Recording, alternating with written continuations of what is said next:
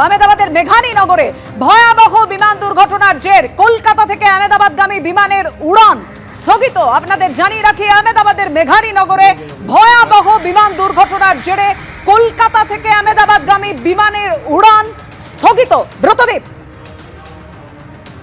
দেখো, যে ঘটনা ঘটেছে, যে ভয়াবহ দুর্ঘটনা ঘটেছে, তার জেরে কিন্তু শুধু কলকাতা নয়, গোটা দেশ থেকে আহমেদাবাদের যে বিমান পরিষেবা তা কিন্তু ব্যাহত হবে। কলকাতা থেকে একটি ইন্ডিগোর বিমান, যেটা দুপুর 1টা নাগাদ রওনা দিয়েছিল, সেটা কিন্তু কলকাতায় আবার ফিরিয়ে নিয়ে আসা হয়েছে। এবং আজকে মোট 7টি বিমান কলকাতা থেকে আহমেদাবাদে শিডিউল ছিল। তার মধ্যে স্পাইসজেট যেমন রয়েছে, এছাড়া অন্যান্য যে বিমান সংস্থাগুলি রয়েছে, ইন্ডিগো এবং একাধিক বিমান সংস্থা সেই বিমানগুলি রয়েছিল, সেগুলোকে আপাতত স্থগিত রাখার সিদ্ধান্ত নেওয়া হয়েছে। যেটা বিমানবন্দর কর্তৃপক্ষের সূত্রে খবর, যে যতক্ষণ না পর্যন্ত আহমেদাবাদ বিমানবন্দরের পরিস্থিতি স্বাভাবিক হচ্ছে, ততক্ষণ পর্যন্ত কলকাতা থেকে কোনো বিমান আহমেদাবাদে যাবে না।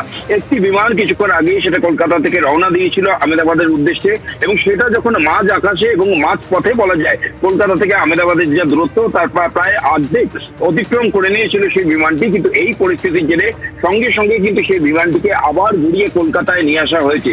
কিছুক্ষণ আগে সেই বিমানটি কলকাতা বিমানবন্দরে অবতরণ করেছে, এবং এর পরেও আজকের দিনে সন্ধ্যে পর্যন্ত একাধিক বিমান কলকাতা থেকে আহমেদাবাদ পর্যন্ত শিডিউল ছিল। সেই সমস্ত বিমান এখনো পর্যন্ত যা সিদ্ধান্ত কলকাতা বিমানবন্দরের, যতক্ষণ না পর্যন্ত আহমেদাবাদ বিমানবন্দরের পরিস্থিতি স্বাভাবিক হচ্ছে। অবশ্যই তোমার কাছে আর আপডেট থাকলে আমাদের জানাতে থাকবে। এই মুহূর্তে আপনাদের জানিয়ে রাখি, ডিজিসি এর তরফে যেটা কনফার্ম করা হয়েছে যে আহমেদাবাদ বিমানবন্দর থেকে টেক অফ করেছিল বিমানটি বেলা 1:39। যে ভিডিওটি ভাইরাল হয়েছে রেখেছি আপনাদের সামনে। এয়ার ট্রাফিক কন্ট্রোলকে মেডে বার্তা পাঠান পাইলট, অর্থাৎ কোনো সময় কোনো দুর্ঘটনার মধ্যে পড়লে বিমান তখন সতর্ক করার জন্য, যাতে দুর্ঘটনা থেকে রক্ষা পাওয়া যায়, তখন এই মেডে বার্তা পাঠানো হয়।